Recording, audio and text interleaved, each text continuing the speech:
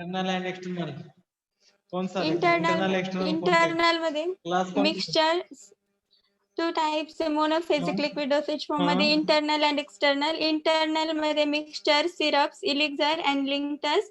External मध्ये थ्रिप्स application on skin त्यामध्ये liniments and lotion.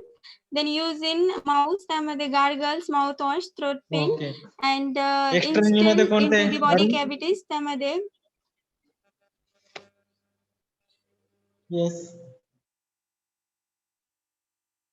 Okay so आपण मिक्सचर्स पाहिले इंटरनल पूर्ण पाहिलं होतं. इंटरनल मध्ये मिक्सचर्स पाहिले सिरप पाहिला एलिक्झर पाहिला ओके लिंटस पाहिले ड्रॉप पाहिले राईट. मिक्सचर्स मध्ये आपण 5 क्लास पण पाहिले होते महत्वाचे. ठीक आहे सिंपल मिक्सचर कंपाऊंड मिक्सचर. ठीक आहे तर आता जो पार्ट पाहायचा आहे आपल्याला नेक्स्ट जो क्लास आहे monophasic liquid dosage form for external use.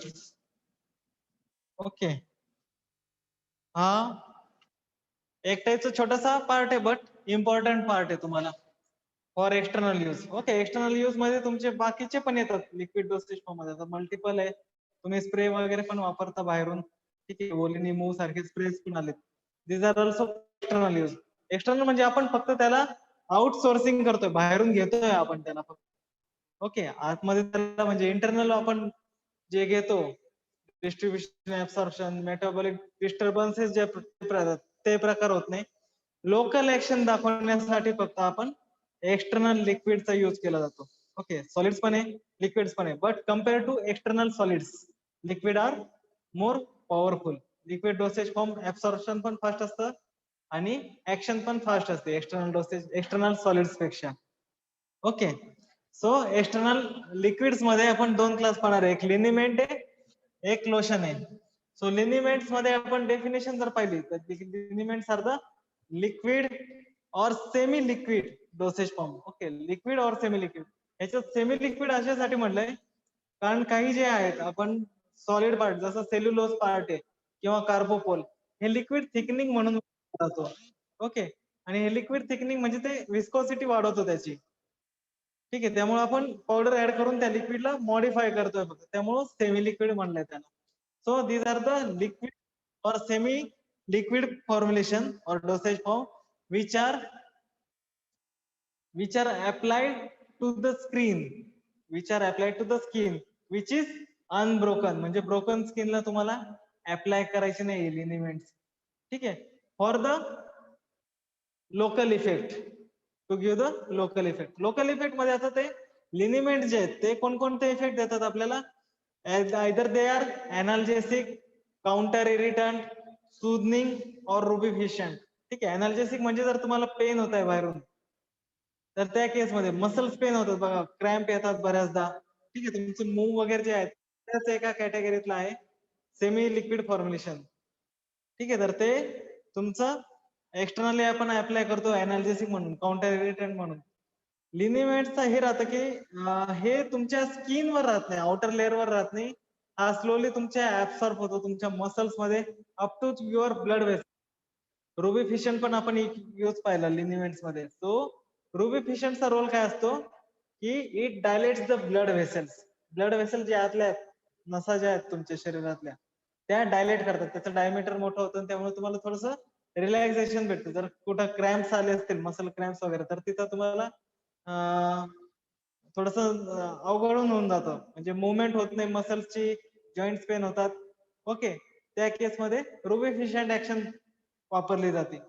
और एनाल्जेसिक आतमध्ये जर तुम्हाला इन्फेक्शन झालेलं आहे काहीतरी इंटरनल इन्फेक्शन झाले बट स्किनवर त्याचे रॅशेस वगैरे दिसतात तुम्हाला तर त्याच्या ट्रीटमेंटसाठी इमिजिएट ऍक्शन साठी पण त्याचा यूज केला जातो स्पेशली तुमचं सोरायसिसच्या केसमध्ये. ओके सोरायसिस मध्ये पण हे लिनिमेंट्स यूज मध्ये केले जातात. ओके सो जर लिनिमेंट्स जे आहेत तुमचे शक्यतो लिक्विड फॉर्म्युलेशन राहतात त्याच्यात जर सेमी लिक्विड जर फॉर्म्युलेशन आलं तर स्लाइटली थिकनिंग असते. आता स्प्रे मध्ये वगैरे आले त्यामुळे तुम्हाला अप्लाय करताना फ्रिक्शनची गरज पडत नाही बट मोस्टली जे लिनिमेंट्स राहतात त्याला फ्रिक्शनने अप्लाय करावं लागतं. ओके आपल्याला लिनिमेंट्स जे आहेत फ्रिक्शन अप्लाय करून, कारण ज्यावेळेस तुमचा सिलेबस बनला होता त्यावेळेस स्प्रे फॉर्म अवेलेबल नव्हता लिनिमेंट्सचा. ओके, त्यामुळे त्यांनी त्याच्यात इन्क्लूड केलेलं नाहीये. तर त्याच्यात काय करतो, लिनिमेंट्स मध्ये आपण फ्रिक्शन अप्लाय करतो. एकदा स्किनवर ते सेमी लिक्विड पोर केलं, त्याला रब करावं लागतं आतमध्ये जाण्यासाठी. लाईक तुमचा आयडेक्स सारखं, आयडेक्स ऑर वेक्स सारखं त्याला हे करावं लागतं. ज्यावेळेस फ्रिक्शन अप्लाय करतो त्यावेळेस लिक्विड फॉर्म मध्ये तो येतो, आणि लिक्विड म्हणजे जर सेमी लिक्विड असेल तर लिक्विड म्हणजे पूर्ण पोरेबल फॉर्म मध्ये येऊन तुमच्या स्किन पोर मधून तो पेनिट्रेट होतो, आतमध्ये जातो, मसल्स पर्यंत जातो, ब्लड वेसल्स पर्यंत जातो, आणि तिथे त्याची तो ऍक्शन शो करत असतो. ओके, लिनिमेंट साठी आपल्याला फ्रिक्शन द्यावा लागतो. ओके, आणि सेकंडली तुमचं लिनिमेंट्स मध्ये काय आहे, की ह्याच्यामध्ये जर तुमचं एखादा ड्रग आहे, तो जर इमिजिएट ऍक्शन पाहिजे असेल तर ह्याच्यामध्ये आपण अल्कोहोलचा पण युज केला जातो. ओके, अल्कोहोल जे आहे ते वॉटर पेक्षा तुमचं इझिली पेनिट्रेट होतं स्किन मध्ये कम्पेअर टू तुमचे जे कॉस्मेटिक्स आहे, किंवा जे तुम्ही पाहता भरपूर वेळा आयडेक्स सारखे समजा स्मेल येतो त्याचा भरपूर. Okay, because there are volatile preparations जे आहेत अल्कोहोल सारखे किंवा volatile oil containing drugs liquids, ते तुमच्या स्किन मध्ये लवकर पेनिट्रेट होतात आणि तुम्हाला ऍक्शन फास्ट देते. त्यामुळं वॉटरच्या ऐवजी आपण अल्कोहोलचा पण युज करू शकतो. In some cases, like infection case मध्ये, इन्फेक्शन मध्ये काय राहतं, थोडस बॅक्टेरियल ऍक्टिव्हिटी आलेली असते. ठीक आहे, तर त्या केस मध्ये काय असतं, मायक्रो ऑर्गॅनिझम वॉश आउट करण्यासाठी आपल्याला सोपचा पण युज करावा लागतो. सोप पण इन्ग्रेडियंट म्हणून युज केला जातो काही टाईपच्या लिनिमेंट्स मध्ये. ओके, सर हे लिनिमेंट्सच्या बद्दल आहे. सेकंडची केस आहे, सेकंड जो टाइप आहे monophasic liquid dosage form for external use, तो आहे लोशन्स. आता लोशन्स मध्ये तुमचे मेडिकेटेड लोशन पण आहे, कॉस्मेटिक लोशन्स पण आहे. ओके, जे की तुमचं अपिअरन्स वगैरे वाढवण्यासाठी किंवा तुमचे स्किन इन्फ्लमेशन वगैरे कमी करण्यासाठी, स्पेशली कोल्ड सीझन मध्ये ज्यावेळेस तुमची ड्रायनेस वगैरे होते स्किन, त्यावेळेस पण तुम्ही ते लोशन वापरतात. तर ज्यावेळेस हे वापरलं जातं ड्रायनेस किंवा वॉटर एक्सेस इव्हॅपरेट झाल्यामुळे ड्राय पडते स्किन, त्यावेळेस जे लोशन वापरले जातात दीज आर द मेडिकेटेड. आणि काही जे आहेत ते तुमच्या मेकअपच्या सेट मध्ये पण वापरले जातात. ओके, ते फक्त तुमच्या अपिअरन्स इम्प्रूव्ह करण्यासाठी किंवा एक बेस म्हणून वापरला जातो लोशन, ऍज अ व्हेकल और बेस म्हणून आतमध्ये स्किनच्या. तर असे दोन टाईपचे पण लोशन पाहायला भेटतात. सो लोशनची डेफिनेशन अशी आहे, these are the monophasic liquid dosage form. Okay, in form of solution, suspension or emulsion. तिन्ही फॉर्म मध्ये अवेलेबल. सोल्युशन म्हणजे सोल्यूट आणि सॉल्व्हंटचं मिक्सचर. सेकंड सस्पेन्शन म्हणजे सॉलिड आणि लिक्विडचं मिक्सचर, ज्याच्यामध्ये सॉलिडचं concentration compare to your vehicle जास्त अमाऊंट मध्ये. आणि तिसरं इमल्शन. ओके, तिन्ही फॉर्म मध्ये लोशन्स अवेलेबल आहे. बट ह्याला मोनोफेजिक मध्ये का टाकलं, इमल्शन आणि सस्पेन्शन दोन्ही पण तुम्ही म्हणताल की ते बायफेजिक लिक्विड डोसेज फॉर्म आहे, दोन फेज येतात. ओके, बट ह्याच्यात का टाकलंय, बिकॉज ते युनिफॉर्म दिसतात आपल्याला, ते इमिजिएटली ब्रेक होत नाही. जसं सस्पेन्शनला आपण पाहिलं होतं की ते शेक करावं लागतं, नाहीतर पार्टिकल्स सेटल होतात. लोशन्स मधले जे पार्टिकल्स राहतात ते एवढे कोलेडल फॉर्म मध्ये राहतात, एवढे फाईन राहतात की ते कंटिन्युअसली सस्पेंडेड फॉर्म मध्ये राहतात. ओके, त्यामुळे ते दिसताना लॉंग पिरियड साठी जवळपास 2 ते 3 दिवस ते कंटिन्यू तसेच स्टेबल राहतात पूर्ण ह्याच्यात. सस्पेन्शन असेल तर दिसत नाही, पूर्ण मिल्की व्हाईट कलर मध्ये दिसतात लोशन्स. ओके, बिकॉज त्याच्यातला थिकनिंग एजंट पण जास्त टाकलेला असतो. आपण पाहू कसा राहतो तो. तर ह्या लोशन्स मध्ये काय राहतं, इमल्शन पण आहे, सस्पेन्शन पण आहे. याच्यामध्ये आपण लोशन जसं मी सांगितलं की ड्राय स्किन मध्ये वापरला जातो. तर ड्राय स्किन आहे, ड्राय स्किन का होती, तुमच्या स्किन मधला जो वॉटर आहे, वॉटर लेवल डिक्रीज झाली स्किन मधली. प्रोटेक्शन आपलं सगळ्यात मोठं प्रोटेक्टिव्ह एजंट जो आहे बॉडीचा, तो आहे तो स्किन. ओके, सगळ्यात जास्त प्रोटेक्टिव्ह, आपल्याला जास्त प्रोटेक्ट करणार सगळ्यात मोठा अवयव आहे, ऑर्गन जो आहे बॉडीचा, तो आहे स्किन. ओके, स्किन आपल्याला प्रोटेक्ट होते. बट काय होतं, एन्व्हायरमेंटल फॅक्टर्स मुळे वॉटर लेवल जी असते ती स्किनची उडू शकते कोल्ड क्लायमेट मध्ये स्पेशली. तर त्या केस मध्ये स्किन ड्राय व्हायला पडते. ओके, ती स्वतःचे पोर्स बंद करून घेते. पोर्स बंद केलं म्हणजे ते वॉटर इव्हॅपरेट होऊ देत नाही बॉडी मधला. तर त्यासाठी पोर्स ओपन राहण्यासाठी आपल्याला लोशन्सचा युज करायचा. आता हे वॉटर इव्हॅपरेट होऊ द्यायचं नाही म्हणजे काय, स्किनचे पोर्स ऑलरेडी बंद आहे म्हणजे लोशन्स तुमचा स्किन मध्ये पेनिट्रेट होत नाही, तो फक्त रुबिफिशियंट ऍक्शन देणार वरच्यावर.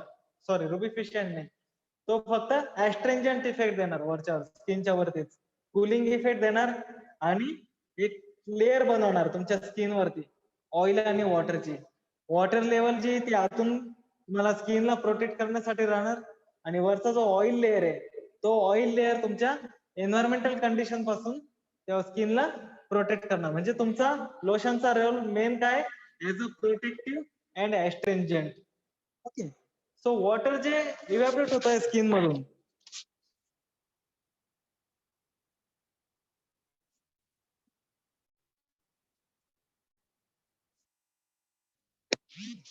वॉटर जे इव्हॅपोरेट होत आहे स्किन मधून, तर त्याला प्रोटेक्ट करण्यासाठी आपल्याला काय अमाऊंट ऑफ वॉटर लागणार आहे. आपण काय डायरेक्ट पूर्ण पाणी टाकून बनवू नाही शकत.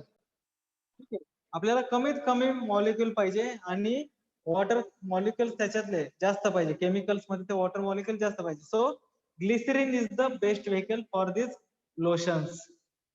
ओके, ग्लिसरीन ह्याच्यात वापरला जातो, वॉटर बेस वापरला जातो आणि प्रोटेक्टिव्ह लेअर म्हणून तुमचा ऑइल लेअर काम करतो. ऑइल लेअर इमल्शनच्या केसमध्ये जर तुमचा लोशन इमल्शन कॅटेगरीतला असेल तर तो प्रोटेक्टिव्ह म्हणून राहणार. सस्पेन्शन आणि सोल्युशन फॉर्म मध्ये असेल तर तो फक्त ह्युमेक्टंट और ड्राय स्किन साठी वापरला जाणार. फक्त ऍस्ट्रेंजंट म्हणून त्याचा रोल राहणार वॉटर प्रोव्हाइड करण्यासाठी. त्यामुळे तुम्ही पाहिलं असेल काही लोशन्स जे आहेत ते तुम्ही अप्लाय केल्यानंतर तुमची स्किन पण खूप ऑइली दिसायला लागते, डल दिसायला लागते. ठीक आहे, तर ही का दिसते, कारण ते ऑइल लेअर जो आहे तो एक्सेस मध्ये स्प्रेड होतो सगळीकडे. तर लोशन अप्लाय करण्यासाठी काय करायचंय, नेहमी तुम्हाला कॉटन और वूल या दोन टाईपच्या ऍब्सॉर्बंट्सची गरज पडत असते. Absorbent material. ठीक आहे, हे काय तुम्हाला लावून ठेवायचं नाही, फक्त अप्लाय करताना. लोशन ज्यावेळेस स्किनवर अप्लाय करतोय आपण त्यावेळेस एखादा कॉटन वगैरे जो आहे, ओके, तो कॉटन तुम्हाला घ्यायचा आहे आणि स्किनवर रब करायचा आहे स्लोली. ठीक आहे, जेणेकरून काय होईल, एक्सेस जो ऑइल लेअर आहे और वॉटर लेअर आहे तुमच्या स्किनला जेवढं गरजेचं वॉटर तो ऍब्सॉर्ब करून घेईल आणि नॉर्मल लेवलला येईल, ड्राय मध्ये राहणार नाही. आणि एक्सेस अमाऊंट जो लिक्विड आहे तो कॉटन मध्ये तसाच राहील. म्हणजे तुमची स्किनला जे चिपचिपापणा वगैरे दिसतो, ठीक आहे, तो दिसणार नाही. तो ती केस फक्त तुमच्या लोशनच्या केसमध्येच असते. ओके, लोशनचे अजून बरेचसे यूज आहे. अँटी फंगल म्हणून पण यूज केला जातो, अँटीबायोटिक म्हणून पण यूज केला जातो, लोकल एनेस्थेटिक म्हणून पण लोशन्सचा यूज केला जातो. ओके, कोल्ड क्लायमेट मध्ये जर तुम्ही पाहिलं की तुमची जी ड्राय स्किन आहे, तुम्ही म्हणतात थंडीत जर कोणी पडलं वगैरे तर खूप जास्त मार जाणवतो, सेन्सिटिव्ह जास्त होते का, कारण आपले न्यूरॉन्स खूप ऍक्टिव्ह राहतात त्या केसमध्ये. ओके, तर त्या केसमध्ये आपल्याला लोशन जर लावलेलं असेल आणि लोशन्स लावून जर तो मार बसला असेल थंडीत, तर तो एक स्मॉल म्हणजे छोटासा एनेस्थेटिक म्हणून तो रोल प्ले करतो. ऍज अ एनेस्थेटिक म्हणून रोल प्ले होत नाही पूर्णपणे लोशन्सचा, बट काही सर्टन कंडिशन्स मध्ये तुम्ही लोशन्सचा एनेस्थेटिक म्हणून युज करू शकता. ज्यावेळेस एखाद्याला जखम झालेली आणि थंडी पडलेली असेल बाहेर तर ती खूप ठणकत असते. ओके, ती ठणकणं बंद करण्यासाठी आपण लोशन्सचा यूज करू शकतो. त्या केसमध्ये लोशन एनेस्थेटिक म्हणून रोल प्ले करतो. ओके, अँटीबायोटिक स्कॅबिसाइडल आहे. ओके, अँटीबॅक्टेरियल ऍक्टिव्हिटी म्हणून पण तुम्ही वापरू शकता. ज्यावेळेस एक्सटर्नल केस येते, काही जण लोशन्स लावून पण बाहेर फिरतात. थंडीचा क्लायमेट की बॅक्टेरियलचा जो लाईफ स्पॅन असतो तो जास्त आहे. आता पण तुम्ही जर पाहिलं कोविडच्या केसमध्ये, तर जे असे कोल्ड कंडिशन मधले क्लायमेट्स आहे, US म्हणा, इंग्लंड म्हणा, त्या ठिकाणी हा खूप जास्त स्प्रेड झाला. बिकॉज कोविड व्हायरस जो आहे त्याची लाईफ स्पॅन जो आहे तो थंडीच्या केसमध्ये खूप जास्त दिवसांसाठी. आपल्याकडे जर तो 8 तासासाठी जिवंत राहतो तर तिथं नियर अबाउट 12 आवर्स साठी तो राहतो. कोल्ड क्लायमेट मध्ये जास्त पिरियड साठी तो सस्टेन करू शकतो. ओके, सो ह्याच्यामध्ये काय आहे, लोशन मध्ये काय राहतं, अँटीबॅक्टेरियल ऍक्टिव्हिटी. थंडीमध्ये तुम्ही लावताय, ठीक आहे, वॉटर मॉलिक्युल आहे, बट तुमचं ऑइल लेअर पण आहे वरतून, तर ती तुम्हाला अँटीबॅक्टेरियल ऍक्टिव्हिटी पण दाखवू शकतात लोशन. ओके, तर हे होते तुमचे दोन एक्सटर्नल यूज साठी मोनोफेजिक लिक्विड डोसेज फॉर्म. एक आहे लिनिमेट, दुसरा लोशन. आता एक्झाम मध्ये तुम्हाला विचारलं जाऊ शकतं की what are the direction for the liniments and lotion. तुम्हाला जर ज्यावेळेस पेशंटला द्यायचं आहे डायरेक्शन काय देणार, ठीक आहे, लिनिमेंट्स तुमचं स्किन मधून पेनिट्रेट होत आहे, बट तुमचे दोन्ही पण जे प्रोडक्ट लिनिमेंट्स आणि लोशन हे तुमचे दोन्ही पण स्टराईल फॉर्म मध्ये नसतात. त्यामुळं ब्रोकन स्किनला अप्लाय करायचं नाही. जिथं जिथं तुमची स्किन कट झालेली, जिथं ब्लड तुमचं येतंय बाहेर, त्या ठिकाणी तुम्ही लोशन्स लावू शकत नाही. तुमची स्किन भरली, एखाद्याला खपली आलेली जखम्यावर, त्या ठिकाणी साईडला तुम्ही लावू शकता lotions. That are the anesthetic effect. किंवा एखाद्याला मसल्स पेन होत आहेत, ठीक आहे, एका ठिकाणी जखम झाली आणि त्याच्या साईडला मसल्स पेन होत आहे, तिथं तुम्ही लिनिमेंट्स वापरू शकता. ते पेनिट्रेट होऊन तिथले मसल्स रिलॅक्स करेल. बट ब्रोकन स्किनवर तुम्ही अप्लाय करू शकत नाही. सो ज्यावेळेस पण फॉर्म्युलेशन बनवण्याची वेळ हे येईल प्रॅक्टिकल्स मध्ये, सो डायरेक्शन मध्ये नेहमी लिहायचंय for external use only and do not apply on broken skin. दोन्ही फॉर्म्युलेशन साठी, दोन्ही फॉर्म्युलेशन साठी कंटेनर्स पण तुमचे प्लॅस्टिक आहे. स्टोरेज कंडिशन मध्ये कूल अँड ड्राय प्लेस, दोन्ही पण तुमचे जे आहे फॉर्म्युलेशन ते कूल क्लायमेट मध्ये ठेवायचं आहे. बिकॉज लिनिमेंट्स आणि लोशन्स मध्ये ह्याच्यामध्ये अल्कोहोल असल्यामुळं आपण त्याला कोल्ड क्लायमेट मध्ये ठेवतोय आणि ह्याच्यामध्ये ग्लिसरीन फॉर्म असतो किंवा ग्लिसरीन असतो, त्यामुळं आपण त्याला कूल क्लायमेट मध्ये ठेवतो जेणेकरून त्याच्या फिजिकल प्रॉपर्टीज चेंज होणार नाही. आता दोघांमध्ये डिफरन्स काय आहे? डिफरन्स विचारला जातो एक्झाम मध्ये. What are the difference between liniments and lotion? So liniments आणि लोशन मध्ये काय, पहिला लिनिमेंट्सचा हा आहे की ह्याच्यामध्ये फक्त अल्कोहोल और ऑइली लिक्विड वापरला जातो. ओके, ऑइली म्हणजे कोणते तुमचे व्होलाटाईल ऑइल, जसं मी सांगितलं की व्होलाटाईल टाईपचे जे इन्ग्रेडियंट्स आहेत लिक्विड मधले ते इझिली पेनिट्रेट होतात तुमच्या स्किन मधून. सो ह्याच्यामध्ये ऑइली और अल्कोहोल दोन टाईपचे व्हेकल चालतात. बट लोशन मध्ये काय तुमचं ऍक्वियस पण चालतो, ऑइल पण चालतो आणि अल्कोहोल पण चालतो. तिन्ही टाईपचे तुम्ही व्हेकल्स वापरू शकता लोशन मध्ये. ह्याच्यामध्ये फक्त अल्कोहोल और ऑइली, हा झाला पहिला डिफरन्स. दुसरा डिफरन्स हा आहे की तुमचा लिनिमेंट जो आहे आपल्याला फ्रिक्शन अप्लाय करावं लागतं. ओके, फ्रिक्शन अप्लाय करून मग ते पेनिट्रेट होतं. लोशन मध्ये आपल्याला फ्रिक्शन अप्लाय करायची गरज नाही. जसं स्प्रेड केलं ते इमिजिएटली सगळीकडे स्प्रेड होऊन जातं, पोरेबल फॉर्म मध्ये राहतो. ठीक आहे लोशनच्या केसमध्ये. तिसरा जो डिफरन्स आहे त्याच्यामध्ये काय की तुमचं लिनिमेंट पेनिट्रेट होतो स्किनच्या आतमध्ये, लोशन आतमध्ये पेनिट्रेट होत नाही. सो लिनिमेंटची ऍक्शन तुमची रुबिफिशियंट दिसू शकते, रुबिफिशियंट ऍक्शन दिसू शकते. आणि लोशनच्या केसमध्ये फक्त ते एक्स्टर्नल लेअरला असतं, त्यामुळं प्रोटेक्टिव्ह पर्पज म्हणून यूज केला जातो मोस्टली लोशनचा यूज. ठीक आहे, हा झाला तिसरा डिफरन्स. आणि लास्ट जो डिफरन्स आहे, तर लिनिमेंट अप्लाय करताना आपल्याला एक्स्ट्रा कोणत्या मटेरियलची गरज पडत नाही. बट लोशनच्या केसमध्ये तुम्हाला कॉटन और वूल सारखे ऍब्सॉर्बंट मटेरियल तुम्हाला यूज करावे लागू शकतात. ओके, तुम्ही ह्याचे एक्झाम्पल पाहिले असतील, कॅलामाइन लोशन वगैरे. ओके, मोस्टली यूज केले जातात थंडीच्या केसमध्ये. कॅलामाइन लोशन बेस्ट एक्झाम्पल आहे. लॅक्टो कॅलामाइन वगैरे जे आहेत, प्रोटेक्टिव्ह म्हणून यूज केला जातो, ड्राय स्किन वर काम करतो. डिमल्संट पण त्याची प्रॉपर्टी म्हणजे वॉटर मॉइश्चर ऍटमॉस्फिअर मधलं मॉइश्चर ऍब्सॉर्ब करून स्किनला देतो. ओके, लॅक्टो कॅलामाइनच्या केसमध्ये असे भरपूर प्रॉपर्टीज आहे लोशन्सच्या. So these are the two formulation from the external use monophasic dosage form, monophasic liquid dosage form for external use मध्ये हे दोनच आहे फक्त, लिनिमेंट्स अँड लोशन. छोटेसेच आहे बट महत्वाचे. नेक्स्ट जो पाहणार आहे आता, हा झाला एवढाच एक्सटर्नल यूज साठी. नंतर जो क्लास आहे तिसरा, monophasic liquid dosage form for oral or topical use. Okay, oral topical और ओरल कॅव्हिटी दोन्ही मध्ये येऊ शकतात. एकदा ओरल टॉपिकल म्हणून पण क्वेश्चन आला होता, म्हणून मी तुमच्या माहितीसाठी लिहिलं की monophasic liquid dosage form for oral topical.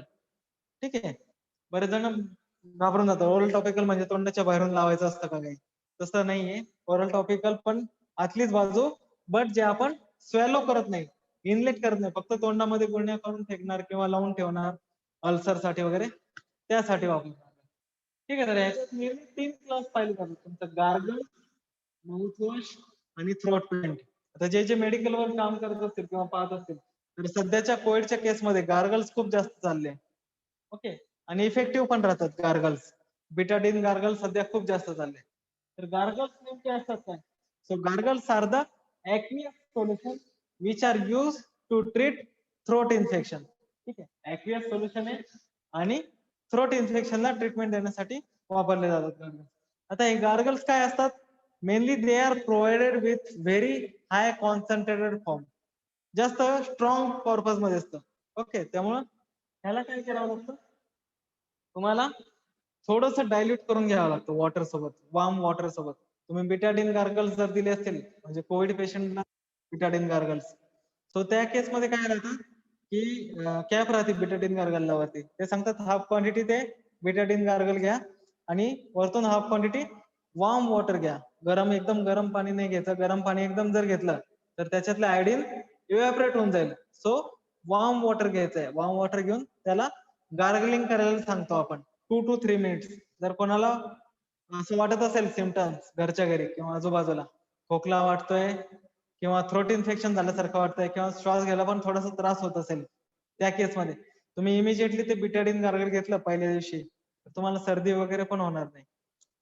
Okay, तो बॉटल नेहमी राहू द्या घरात एक बिटाडीन गार्गलची.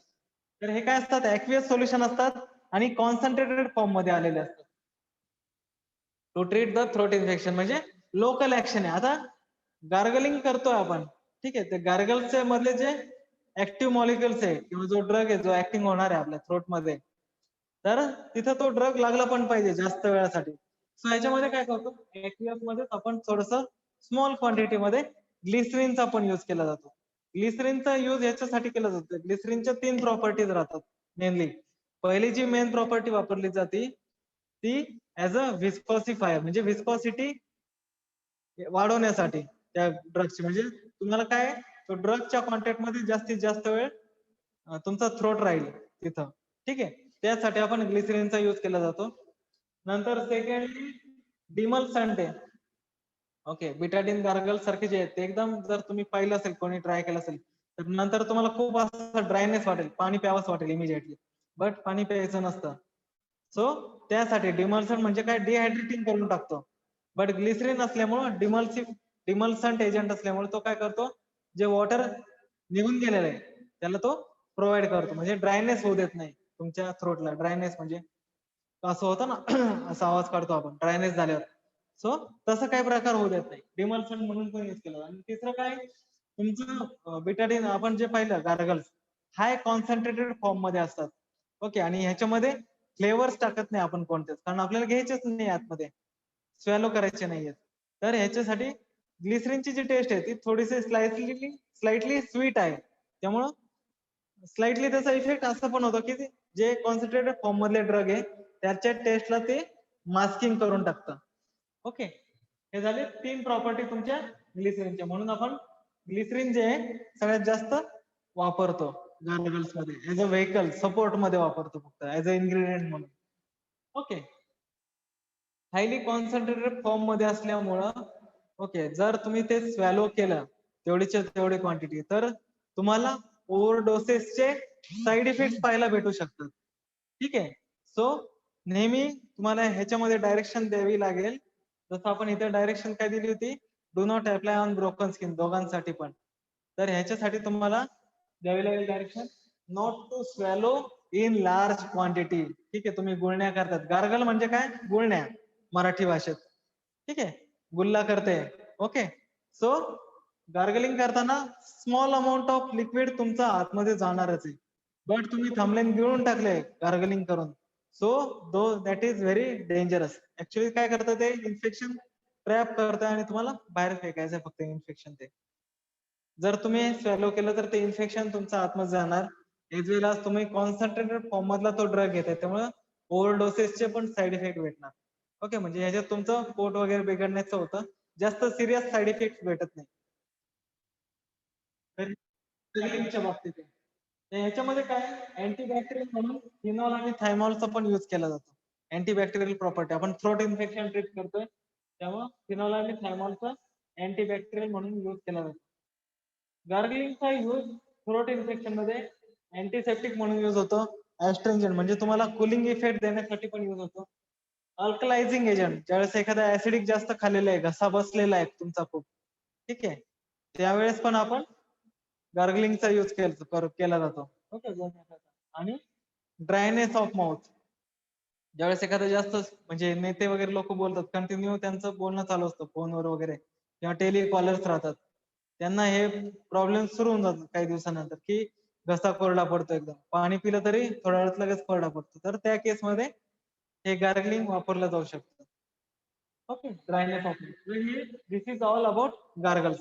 ह्याच्यामध्ये जे कंटेनर वापरला जातो तो फ्लुटेड बॉटल म्हणतात त्याला. ओके, फ्लुटेड बॉटल आणि तुमचं लिक्विड डोसेज फॉर्म मधली बॉटल. डिफरन्स एवढाच आहे, तुमचं जे माउथ आहे वॉटर बॉटलचं माउथ, ते स्लाइटली सिरप पेक्षा थोडं मोठं राहतं, स्लाइटली.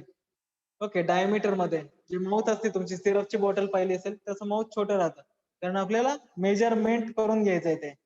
सिरप झाले, सस्पेन्शन झाले, बट गार्गल झाले, माउथवॉश झाले किंवा थ्रोट पेंट, ह्याच्यामध्ये अॅक्युरसी ऑफ डोसेज काहीच नाहीये.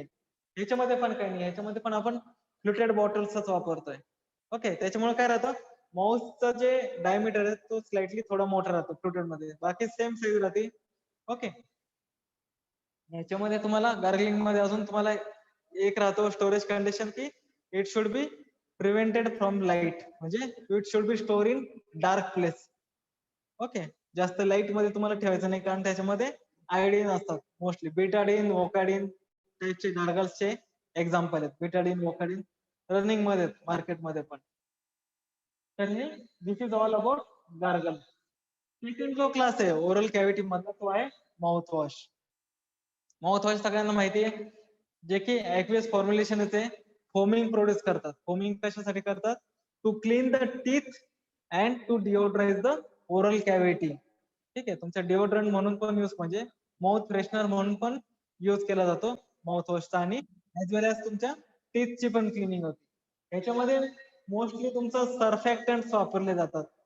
ओके, बट हे सर्फॅक्टंट जे असतात ते कम्पेअर टू तुमचे डेंट्रीफ्रायसेस, आपण पावडर मध्ये पाहिलं होतं टूथ पावडर, डेंट्रीफ्रायसेस और paste, semi solid dosage form मध्ये येईल आपल्याला पुढं पेस्ट. ठीक आहे, टूथपेस्ट मध्ये. तर त्यापेक्षा ह्याच्यामधले जे सरफेस ऍक्टिव्ह एजंट्स आहे हे कमी अमाऊंट मध्ये असतात, बट सोल्युबल फॉर्म मध्ये राहतात. सरफेस ऍक्टिव्ह एजंट्स जे आहेत ते सोल्युबल फॉर्म मध्ये राहतात. In case of your mouth wash, म्हणजे तुमचा माउथ वॉश जो आहे that will be always transparent. Okay, नेहमी ट्रान्सपरंट फॉर्म मध्येच राहणार माउथ वॉश, आणि याचा यूज जो आहे तो to clean and deodorize the oral cavity, फक्त कॅव्हिटीसाठी. याचा यूज अजून एक आहे, अँटीसेप्टिक म्हणून पण यूज केला जातो, ऍस्ट्रिंजंट म्हणून पण, किंवा फ्लेवरिंग मध्ये पण. ज्यावेळेस माउथ ऑर्डर जास्त इन्क्रीज होऊन जाते, जास्त दिवसाचा प्रवास वगैरे होतो, त्यावेळेस पण माउथ वॉशचा यूज केला जातो. ऍस्ट्रिंजंट म्हणजे कुलिंग इफेक्ट म्हणून, ज्यावेळेस एखाद्याला माउथ अल्सर्स वगैरे आलेले असतील तोंडात, त्यावेळेस पण अँटीसेप्टिक आणि ऍस्ट्रिंजंट दोन्ही प्रॉपर्टी, म्हणजे ते अल्सरला पण ट्रीट करू शकतं लवकर. जर तुमच्या घरी माउथ वॉश असेल तर सेपरेट परत गोळ्या घ्यायची गरज नाही तुम्हाला अल्सर साठी, माउथ वॉशने पण ते रिकवर होऊ शकतं. Okay, this is all about mouth wash. पण माउथ वॉशचं काय, ह्याला कॉस्मेटिक ग्रेड आहे. ओके, ह्याला मेडिकल ग्रेड नाही, कॉस्मेटिक ग्रेड मध्ये असल्यामुळं मेडिकल वाले, किराणा वाले, बाहेर कोणी पण सेल करू शकतात. ओके, ज्युरिस मधला पार्ट येतो. नंतर throat paint. Okay, throat paint पण ओरल कॅव्हिटी मध्येच वापरला जातो, सेम एज गार्गल्स असतात. ओके, त्यांचा रोल सेमच आहे, फक्त गार्गल्स मध्ये काय आपण ऍक्वियस सोल्युशन सांगितलंय. ऍक्वियस म्हणजे लिक्विड फॉर्म मध्ये सोल्युशन येते डायरेक्ट. आपण जसं मी सांगितलं की ते कॉन्सन्ट्रेटेड फॉर्म मध्ये असतो, त्याला वॉटर सोबत डायल्यूट करून मग गार्गलिंग करावी लागते.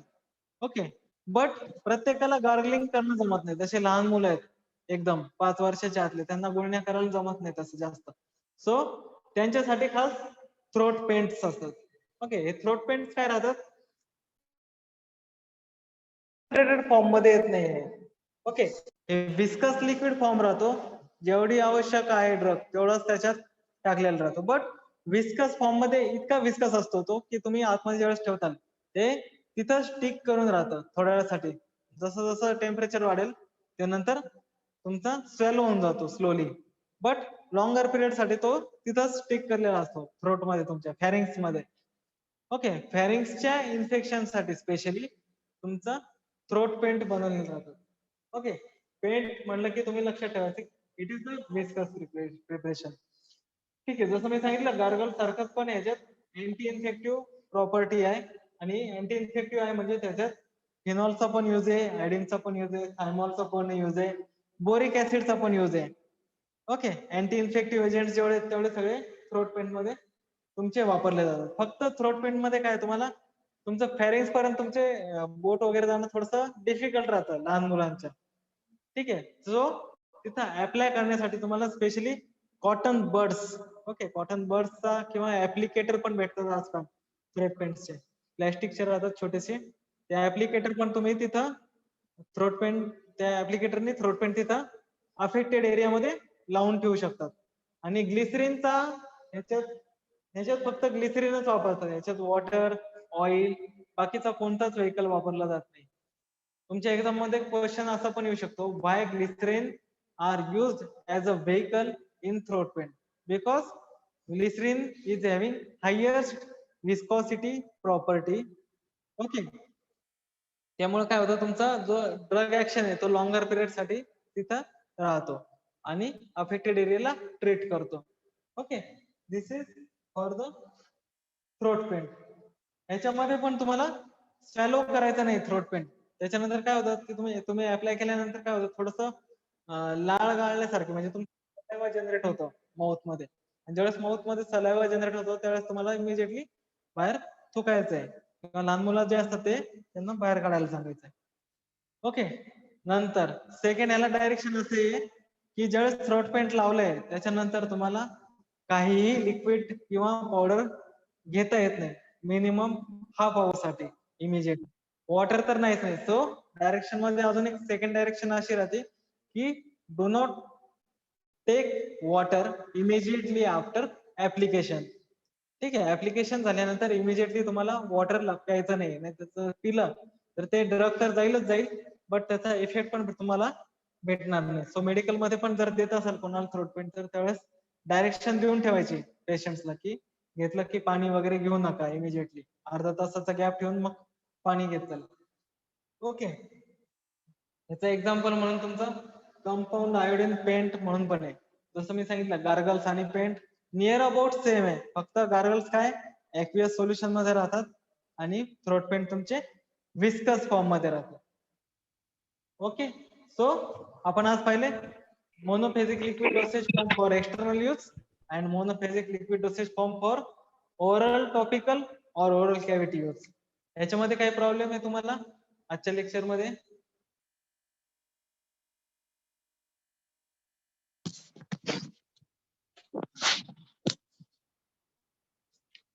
Yes, no sir.